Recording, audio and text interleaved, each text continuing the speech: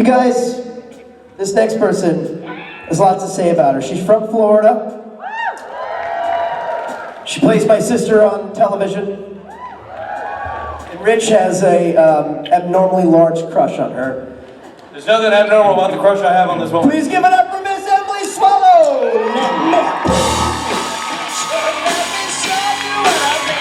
The Messiah is my sister. I'm no king, man, she's my queen.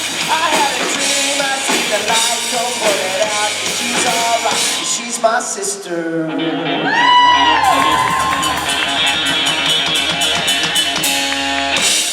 Thanks, guys. Hi. Hi. How's it going? Good. How was your tour yesterday? This is my place. Yeah, show in town. This is where I done growed up. Did you grow up in Jacksonville proper? Yeah. Wow. We could, like, if we swam for a while, we could swim over to my parents' house. I'm not that strong of a swimmer. Yeah. Can we take a boat? Yeah. It's super cold. Anyone out there have a boat? Can we just drive? It's cold outside, and do we have to take the water? I mean, geez, this is no fun. Way to ruin it, Robbie. All I want to do is get in the river and swim, and you're... All right. Killer dreams, Bubba. Whatever. So your parents live on an island outside of Jacksonville. Yeah. I have another brother, like a real brother. Can't believe she said that, Robbie. Who really likes it when I say that my brother is God. That's cool. Sounds like he's jelly, Robbie. Obviously. Hashtag jelly. And where does your brother live? He lives here. Cool. Yeah. He's not here right now, though. He's at work. Is he coming this weekend? Yeah. Oh, I think that's he's cool. going to come I want to meet tomorrow your brother. night. Clash of the brothers, Bubba. What'd you say? Him and I will have to take a picture. Yeah. I've met your brother. I know. You know what happens when it's your hometown, Robbie? You know what happens when you're in this convention circuit and it's your hometown? It becomes, suddenly the whole con becomes about you. Yeah. So this isn't, ladies and gentlemen, this is not how is JaxCon. that different from any other con? You're not wrong, except for we changed the title. It's not JaxCon, it's MCon. MCon. Ladies and gentlemen, welcome to MCon. Emily Swallow, everybody. Thank you, gentlemen. I hear we're doing a stage it thing, so I'm supposed to say hi to the people that I can't see. Hi, stage it people. Okay, that's done. But you guys are here. And I'm so excited to be here. I had to miss out last year. And so this is my first time getting to do the convention in my town. How many of you guys are from Jacksonville? Jacksonville, Duval. Well, I'm very excited to be here. I'm very excited to see what this weekend has in store. Who out there was on our tour yesterday? Woo! Yay! Hi, guys. Did everyone already eat their candy? Not all of it. You guys, we went to this candy store called Sweet Pizza. You could actually get to pretty easily from here. Delicious. We also went to a bookstore where we learned, and this was one of the themes of the day, all the erotica must stay up front in full view of the desk. Even if you buy it, you're not allowed to take it elsewhere in the store, so don't get any ideas. Yeah, it's so fun. It's also the first time I've done a convention, I guess, in December. It's kind of fun to be holiday-y. So, yay, Santa's gonna come. Let's get some questions. This is my second convention and first time asking questions. Yeah, and I just wanted to know if you thought that maybe the darkness would come back this season to help combat Michael. I would really like for the darkness to come back. I can't vouch for what she would do, and if she would help or hinder. Yeah. What do you think? I think maybe she would help. I like that. Yeah. I mean, 'cause she spent so much time just not helping anybody at all.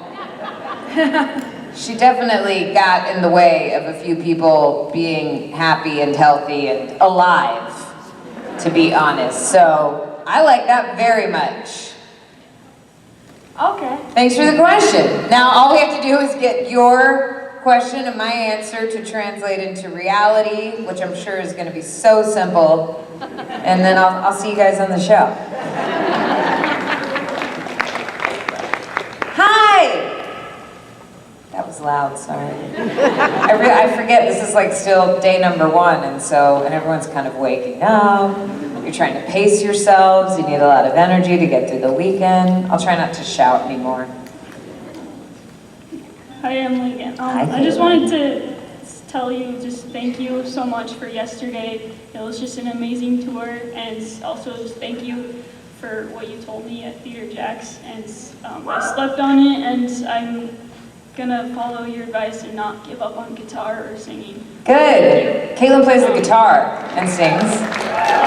But my question was that if the roles, we know that Dean and Amara had a deep connection, and I was thinking if the roles were reversed and Sam was the one who freed you instead of Dean, like, do you think their interactions would be different? Or how would Sam and Amara's reactions be different? I feel like this is a trick question. There's no right way to answer this. I mean, without any disrespect to Dean, I feel like Sam is also appealing, to say the least. And I mean, I always told people, like, it was just sort of unfortunate for Amara because she was, let's not forget, she was locked up in some box, hole, I don't know, for all eternity, which is what I like to remind people when they're like, why was she so angry? And then she gets out, and the first person that she sees, she knows that there's these mortal creatures that her brother has created, and the first one that she sees is Dean, which kind of ruins it for like everyone else in the world. And so if that first person had been Sam, I mean, I think, what if it had just been both of them together? Is that an option? Right? I mean, who doesn't want to be in that sandwich? Yeah, I think that I definitely think she would have helped out Sam had he been the one to free her. And I don't know. I like to think if she did come back, that they could all just be pals and hang out and talk and stuff. And she will help them in any way that she can. Thanks for that question. I love you. Oh, I love you too. Do we have people on the, oh, we do have the other side. Sorry, when I looked over there before, there was no one there. I wasn't trying to shun you. I wanted to ask if you think the empty will go after the boys, especially Dean, what would be the darkness response to that?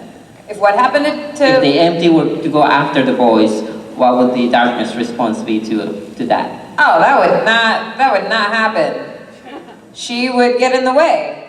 Because I do think that, like, for all the trouble that she caused, like, she meant what she said when there's still, like, a connection between her and Dean, and I think that now that she's less confused about, wanting to destroy the world and all that, she could be a little less distracted and just be there to help. I think that she would be a great ally to have, and would use some of those powers that she used to destroy things to protect them. So maybe Dean should call.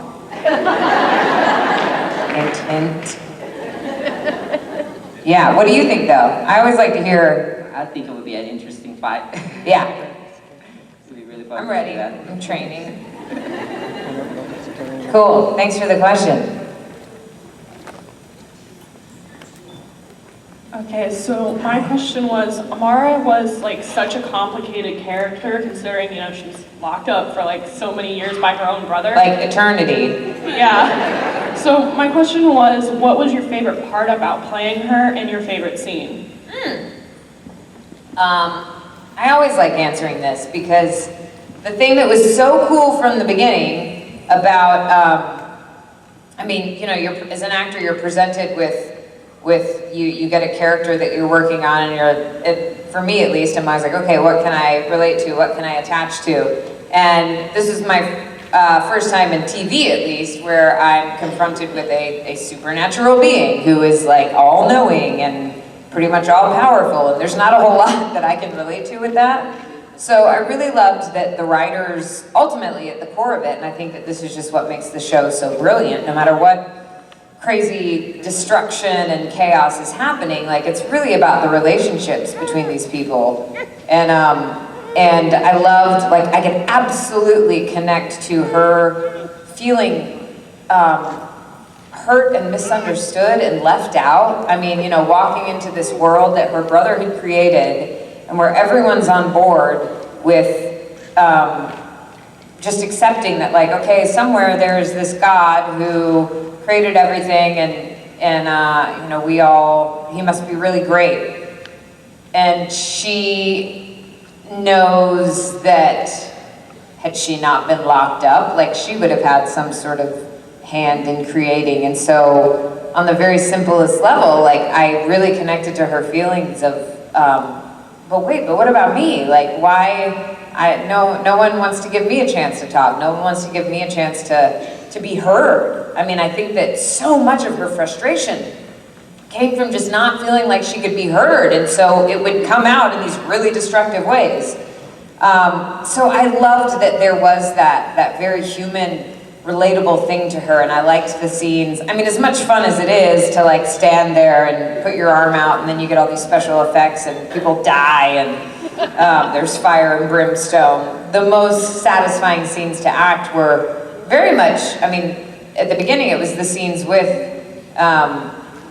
Dean, and not for all the obvious reasons you might think, although those weren't bad, but because those were the moments where, like, I could just talk, and there was something about that connection where it felt like he wanted to hear her. Like, as complicated as that relationship was, and them trying to understand each other, he was like the one person who actually gave her a chance to try to explain herself. And so it was always a relief to me with everything that was going on. Because, like, the rest of the time, I would have, like, fans blowing on me, and, you know, I'm holding out my arm pretending that something cool is happening and just really hoping that it looks good when they do the special effects, because I feel like an idiot. So it was nice to have that, and then it was so satisfying in that second to last episode to finally get to talk with Chuck. And to finally let out all of that hurt and that anger and that confusion, that the one being that she wanted a relationship with, like, just was ignoring her. I mean, I think it was so heartbreaking. So getting that was probably the most satisfying scene to get to because of everything that had led up to it. And then there was one scene kind of early on where I may or may not have gotten to kiss Dean, and that was okay too. It was fine. I think I answered your question. Now I've forgotten what the original question was. Does that answer it? Yeah, you answered it perfectly. Phew. Thank you. Thank you. Hello, left side. Hi. So I loved hearing you sing last year at the Saturday Night Special. Oh, thanks. And it was Jason. Uh-oh, our mic is not working. Is that better? Yeah. There we go. So I was just wondering, can we expect you singing tomorrow night and possibly on Jason's next covers album if he does another one? Well, I mean, I'm in my hometown. Of course I'm gonna sing. For sure. And I don't know about, I mean, I love working with Jason.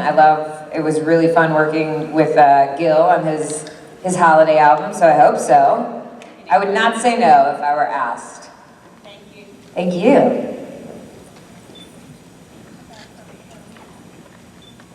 Hi. My name is Ann, and I have a question about your character arc, because your character had such an amazing arc, and I'm just wondering, how much did you know ahead of time, or did you just learn everything in the script? Like, what was that like for you to go through that wonderful arc? Oh, yeah. We were actually just talking about this on the tour yesterday. They were asking me about auditioning for Amara and what I knew going into it. And I knew very little. I knew that she was some very powerful being who was really ticked off about something, some wrong that had happened, and that she could do good, but probably wouldn't. Like, it was just so vague, like the description that I got. And then I was telling my friends on my tour, that my audition scenes, and this very often happens, like you'll audition for something and with a show where the secrets are important. They don't want you to know what's actually going on, so they'll give you like fake characters that you're auditioning, that you're doing these scenes with. So it was like Rodney and Larry, I think, were the people in my scenes who I knew enough about the show to deduce that it was probably Sam and Dean, but I knew that there was like a physical attraction with one of them and that she was really powerful and was probably going to do a lot of damage. And then slowly they started telling me more, because I think too, they weren't trying to just be secretive with me. They weren't quite sure, you know, what they wanted to do with the arc, because they knew they told me a few episodes in that I was God's sister, but they didn't, I think at that point they hadn't yet finalized that Chuck was God. So I was so excited when I found that out, because I like that Rob Benedict guy. And then I didn't know for a long time if I was going to be destroyed, if they were going to conquer me, or if, you know, I would see the error of my ways and we'd all be friends and live happily ever after. So it kind of came out, it's really a journey of faith when you're doing a whole season of something, because you really don't know at the beginning where it's going to go. And it was kind of fun every time I got a new script to have another piece of the puzzle and to see like where this character was going. And sometimes I'd be like, oh cool, she's finally learning this lesson. And sometimes I'd be like, oh man, I can't believe she's still smiting and just getting real angry. But yeah, it was mostly revealed as we went along, which is fun too, because then you just don't have to try to worry about too much of it at the beginning. You really just like, you're in the moment and you fully embrace whatever is happening in that episode. I mean, I remember when Ruth and I got to shoot together, first of all, we were just so excited because it's very rare to have like two women in a scene together without any other guys. And just the potential for the chemistry between those two characters was so exciting.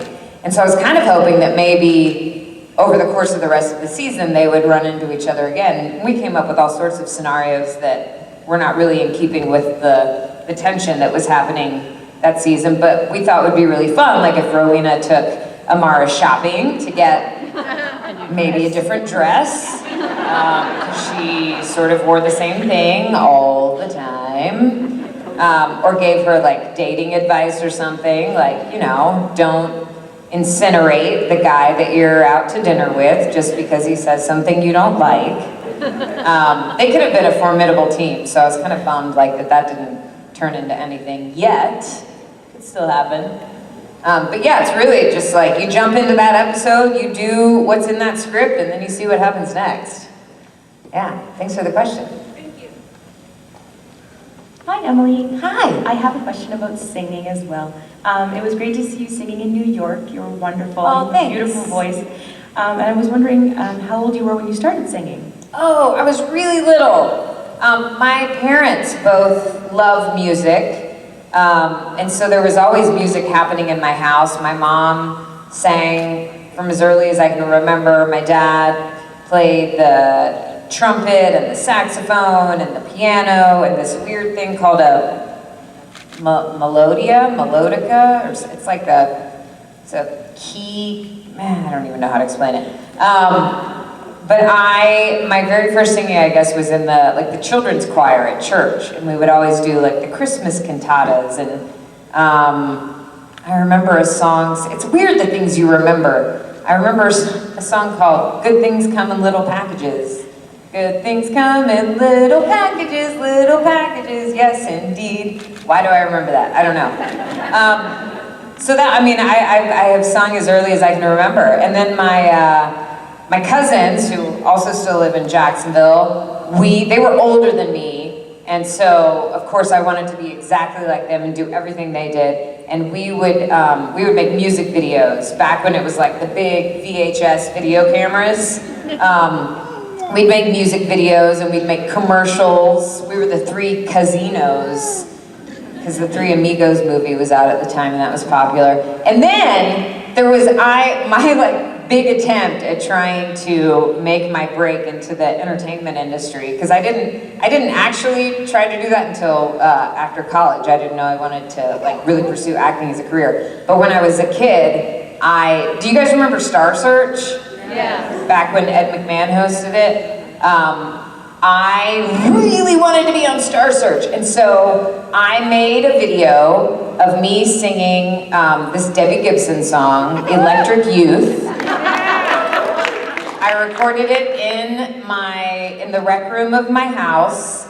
I didn't even have like a karaoke version of the song though. I was just like singing along with Debbie Gibson, and I was wearing like this skirt that had like the different tiers of neon colors, and probably a spiral perm, because I had a spiral perm in middle school. And so I'm singing Electric Youth. My dog is outside the door barking, and I couldn't get her to be quiet.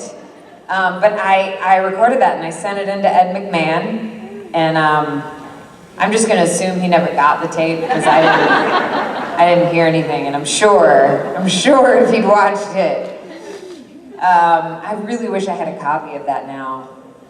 But yeah, music has just always been part of my life, and so, and it's I totally did not expect it to get to be such a huge part of my life with these conventions. It's such a joy, and I love that you guys embrace it so much.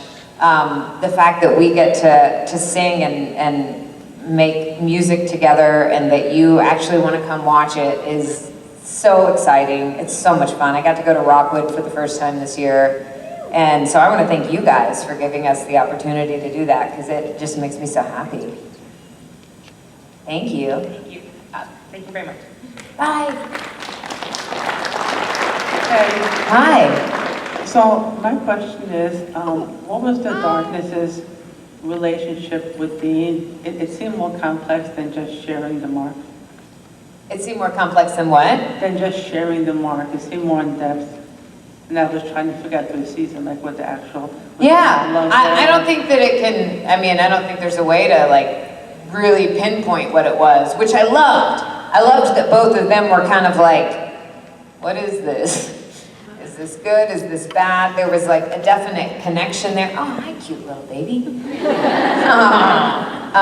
There was a definite connection there, but neither of them knew quite what to do with it. Neither of them fully trusted each other. And I liked that. I really liked that they didn't try to pin it down too much.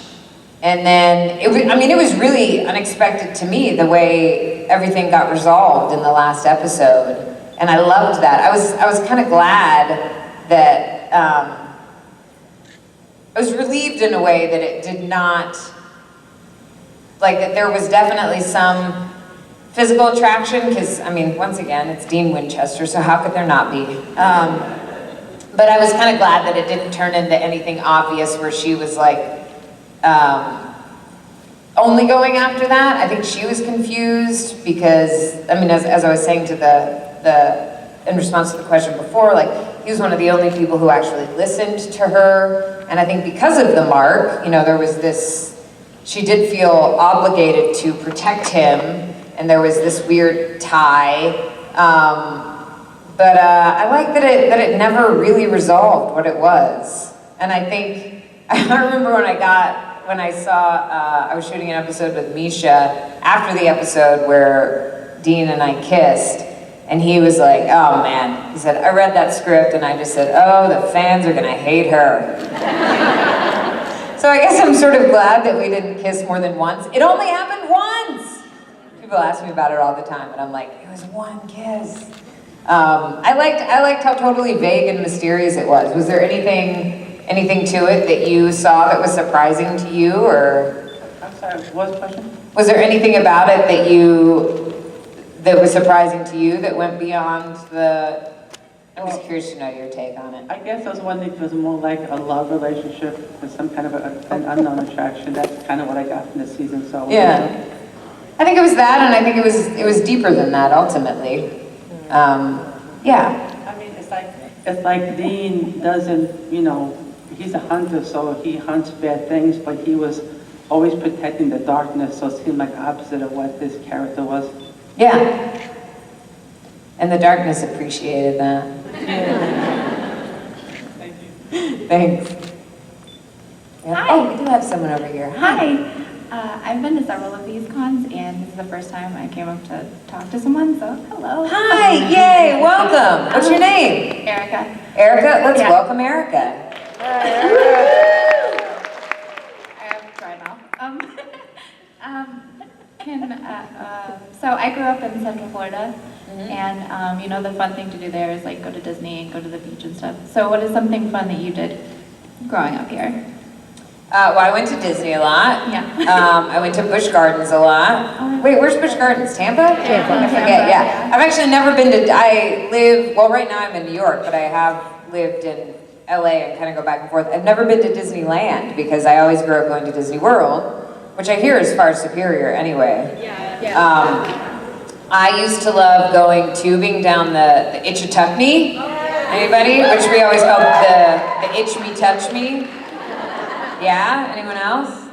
I mean, I love, the beaches here are really nice. I'm trying to think what else. It's been so, my whole family still lives here, but I haven't lived here since high school. I just remember driving so much all the time because Jacksonville is so spread out. And it doesn't feel quite as, I mean, it's still spread out, but there's more stuff in between now, which is very nice. I don't know, what are somebody was asking me this in my meet and greet this morning too, like what, if some people had the energy to go out after karaoke tonight, where would you go? Somebody from here, shout out some places that are not like completely out at the beach or somewhere far away. My cousin's playing at the Landing. Your cousin's playing at the Landing? Tonight? Well, there we go. What's your cousin's band? The Jason Evans Band. All right, there you guys go. There's something to do tonight. I was saying, San Marcos still has some live music at night, I think. Riverside, maybe? Anyone? I'm not getting a lot of enthusiastic responses. But let's be honest, who really has energy after karaoke when there's still two more days left? You originally asked me what did I do here for fun when I was young.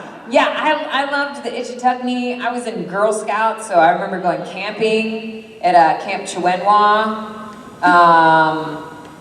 I love that Florida has so much water. I mean, I grew up water skiing and inner tubing and kneeboarding and all that stuff, including in the St. Johns River, which is sort of gross. For those of you who are not from here, the St. Johns River is brackish water, which is like half fresh, half salt, and just means it's like icky. And the river bottom is like muddy and gross and slimy, but it's pretty. I'm totally getting off on a tangent. What'd you say? It's pretty on the surface. Yeah, it is pretty on the surface. It's lovely to boat down the river. Yeah. Thank you for the question. Sorry for my all over the placeness. And thanks for coming up and asking your first question. It's not that bad, right? Yay. Hi, congratulations. Hi, thank you. Where are you graduating from? Excuse me? Did you graduate this year? Or no, you're graduating next year? I am graduating in June. Yay! Here in Jacksonville? Penn Foster High School in Scranton, Pennsylvania. Whoa! Well, congratulations. Thank you. So, my question is, what kind of advice would you give to someone who used to be a high school dropout, being me? What kind of advice? Yeah. I think, like, what kind of advice would you give to them for their future? Advice that I think so many of us need, which is even if it feels like, I feel like we get all these messages in life that we need to follow like a very straightforward path. Like you have to get from point A to B with a straight line, and if you deviate from that path, like all hell's gonna break loose and you're never gonna get back on track and all this, that, and the other. It's, and life is, in my experience at least, not at all like that. There's so many like, I can see point B I'm at point A, I think it's gonna be a straight line, and then certain things come up and I get off that path, and I'm so glad for those things that have come up. And so I would say, so you dropped out of high school and now you're graduating? Yes, I dropped out when I was 16 years old and went back when I was 20. Well, congratulations. That's huge. And I think value the fact that like your path was not a straight ahead thing, because it's easy to fall into that trap that if we deviate from that straight ahead thing, then we're doing the wrong thing. But I think that that's when the most interesting stuff happens. I mean, certainly my path to becoming an actor and my path as an actor has not been at all what I thought it would be. My high school drama teacher came and hung out with us on the tour yesterday, and she was talking about how she was always encouraging me to go into acting professionally, and I just didn't, I knew I loved it, but I didn't think it was the thing I was supposed to be doing, so I had to explore some other things first. And I'm so glad for that, because then when I did finally commit to it, I knew that it was what my heart wanted, and I knew that I was willing to have the determination and the commitment to it to stick with it. And I think that sometimes that's necessary. There's so many paths that other people tell us to follow and that they're supposed to take a certain amount of time. And that's just not always the case. So I would say, first of all, congratulations. Thank you. I'm so excited for you that you decided this is what you wanted to do, and just trust all of those experiences that happened in between and keep listening to what you want and trust that. Yeah, I've always wanted to be an actress and direct movies, so that's the main reason I chose to go back to school, is so that I can have the future that I always dreamed of. That's so exciting. I love that. Thank you for sharing that with us. Of course, thank you. Bye. Nobody over there anymore. Hi. We don't have anyone on this side, so you're it. Hi. I was just wondering, what was your most memorable moment on set? Oh man, that's so hard. Most memorable moment on set. There were a lot of really good ones. I like this story because it makes me happy. The episode that I was talking about before, where Rowena and Amara got to meet, Ruth and I just had so much fun shooting it and talking about how ridiculous it all was, because we were shooting this. First of all, these two like really powerful women meet. And we were like, why on earth did they choose this dank, dark, freezing cold, it was like a grain silo or something. We were like, why did we meet here? Why didn't we meet like at the spa? Or like, you know, like in all those episodes of Sex and the City, where they're like at the swanky cocktail bar and they're strategizing and, you know, plotting there. We're in this miserable place. Freezing cold, like the whole crew was in like these really heavy puffer jackets and like wearing hard hats, because apparently there were dangerous things that could fall from the ceiling and hurt you, but the actors did not have anything protective, just the crew. But Ruth and I decided that we were gonna, there's, as you know, there's a lot of like silliness that happens on this show on set. I'm sure you've heard many stories. And we decided we wanted to be a part of that. And so there was this scene where Rowena is like trying to feel Amara's aura and see like where she's injured and, you know, all that healing stuff. And so we decided that for one of the takes, like, what if she just grabbed my boob, you know, just a little like boop. And we thought that would be kind of silly, and you know, people would laugh and get a little warm, maybe, I don't know. We were all just so cold. And so it's the you know, action. We start the scene normally, and then she does it, and she very gently just gives me a little squeeze, and there's no reaction at all. So we proceed with the rest of the scene until the director, I think it was Phil for that episode, says cut. And they were like, did you see what happened? And they were like, oh, we thought you were just making a choice. So like they were being, which also tells you something about like how unaccustomed that crew was to having two women in a scene alone together. They were like, oh, this is like, I don't know, some female empowerment thing. These two are feeling each other up. We're just gonna be respectful, we're gonna go with it. Great, more power to you. We were like, you guys, it was a joke, it was a prank. And so that was a fun moment. But there's so many. It truly is like one of the most creative and spontaneous and fun and generous groups of actors and crew that I've gotten to work with. And I was relieved for that because like when you're playing a character who's a loner and who is, who's the villain, who everybody is a little bit angry with through the course of the season, it's nice that when the camera's not rolling, that you can joke around with everybody and that you can lighten the mood and you don't just have to be all serious and angry all the time. It's a relief for me. Thank you. Thank you. Still no one over there. Oh no, why is this side so much more popular? Hi. Hi. My question is there a certain type of scene you wish you could play as darkness and why? Oh, yes!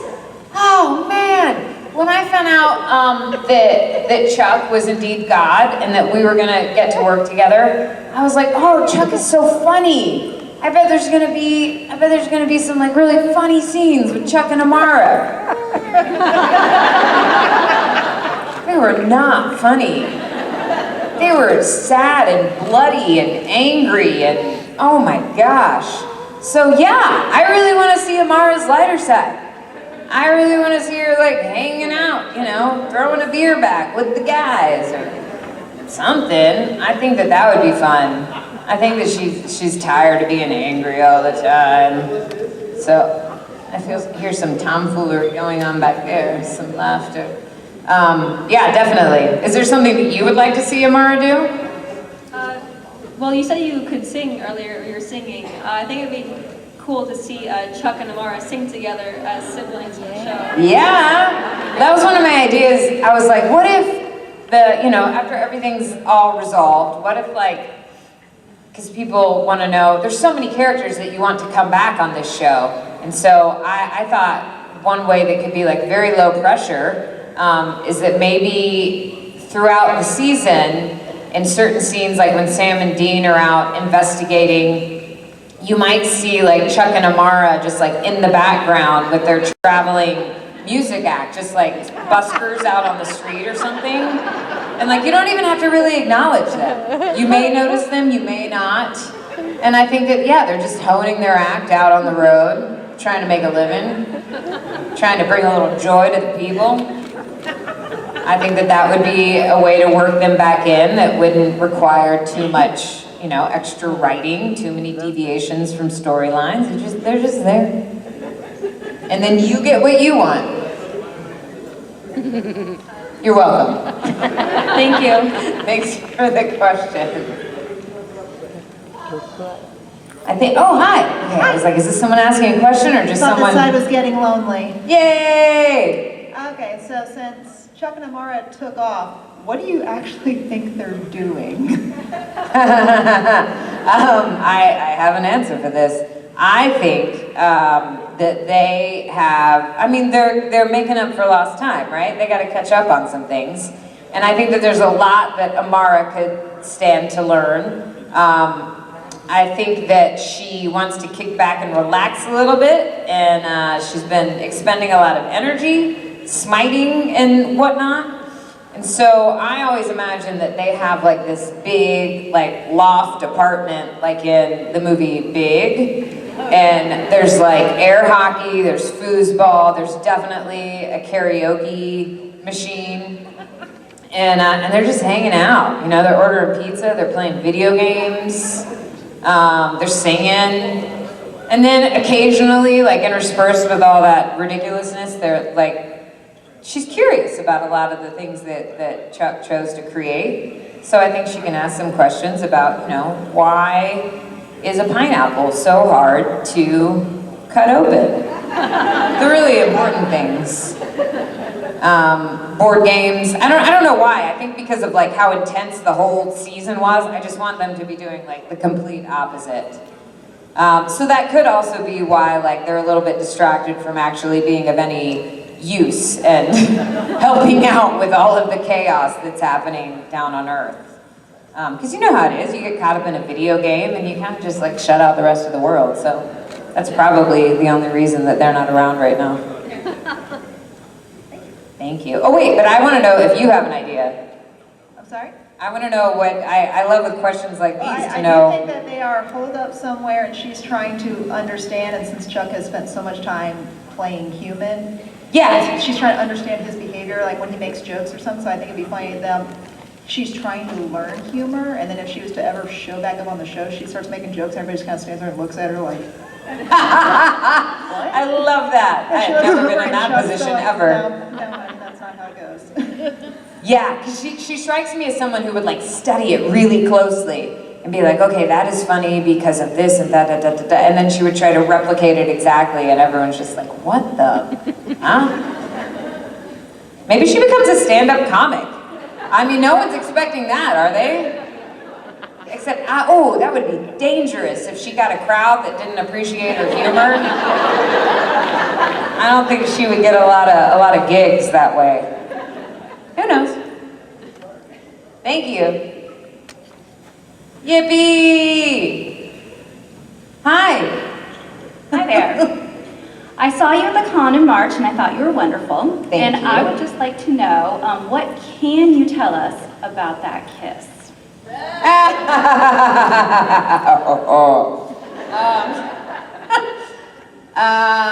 Let's see. I haven't had to answer this question in a while. First of all, it's like shooting that stuff is never as exciting as it looks.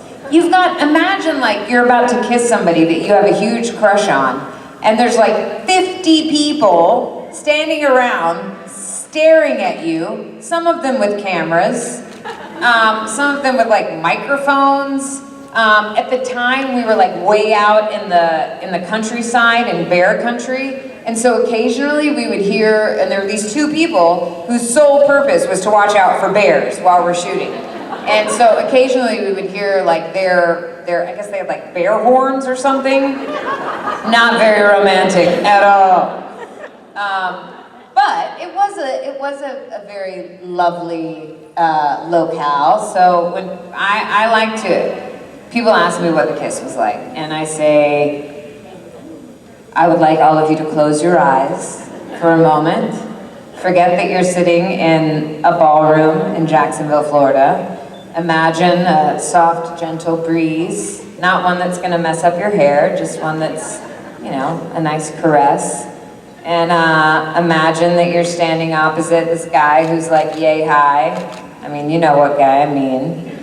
And then there's maybe like some like puppies running around, and there's like little angels that come out of the sky and they're playing harps, and there's and everything suddenly smells like chocolate.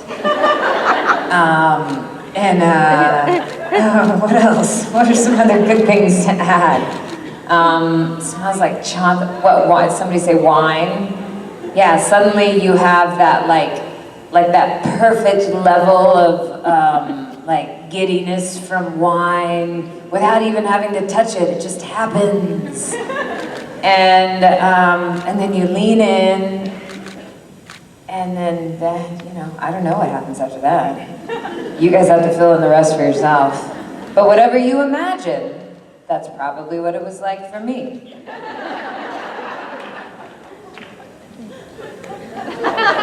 That's all I got for you.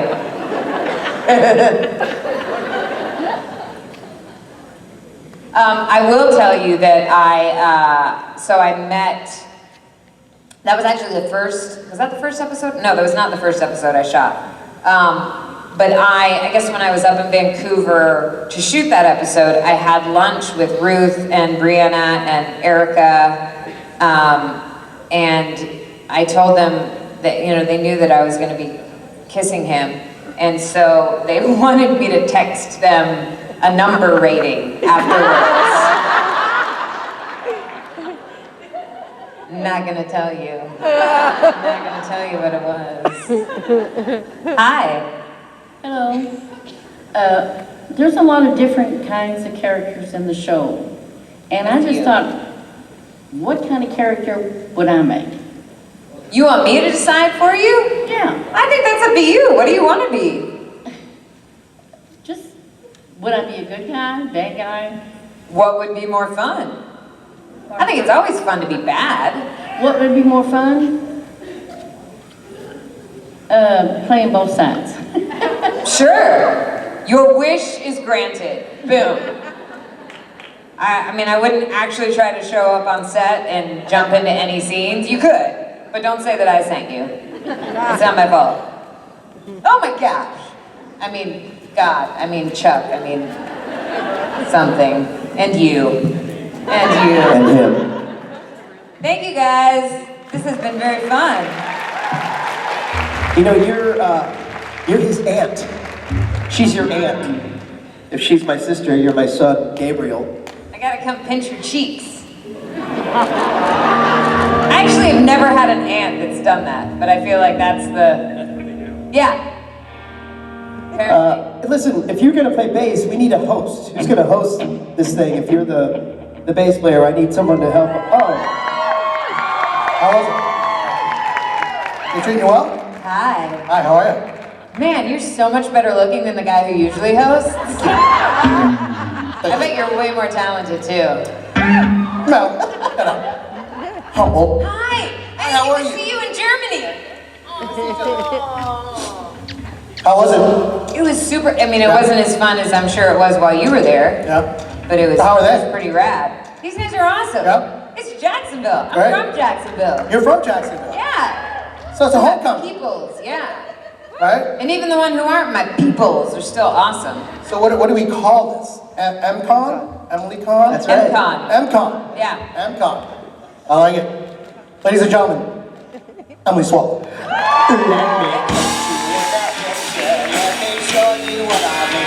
The Messiah is my sister. I don't need that to my feet. I had a dream, I seen the light. Don't put it out, but she's alright. Yeah, she's my sister.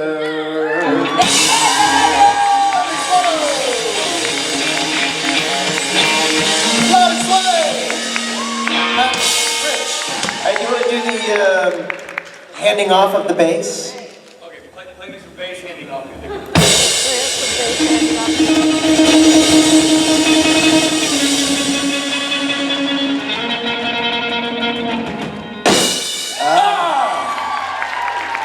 You're so right. I got it really quickly. Maybe we spot on Richard Spade imitation by Mike Borja. That was.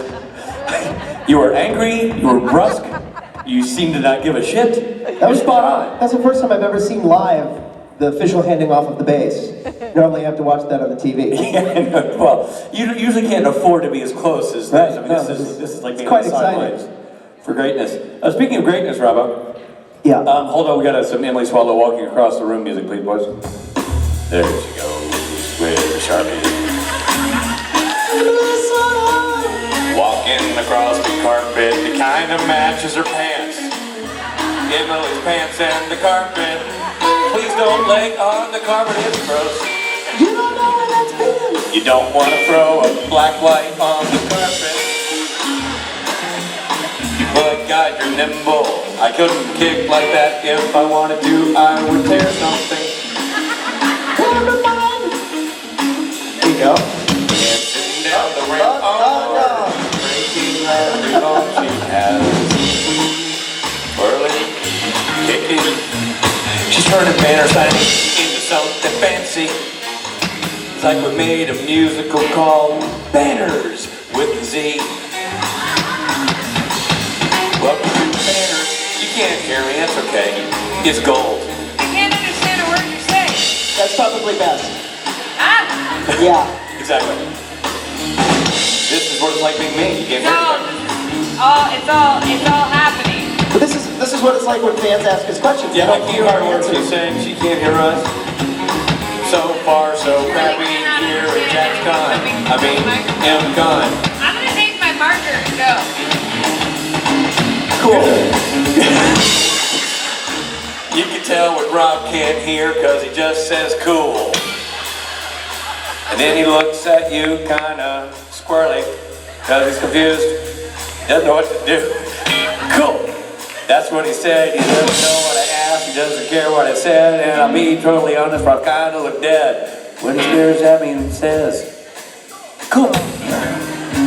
And that's our Emily Swallow music.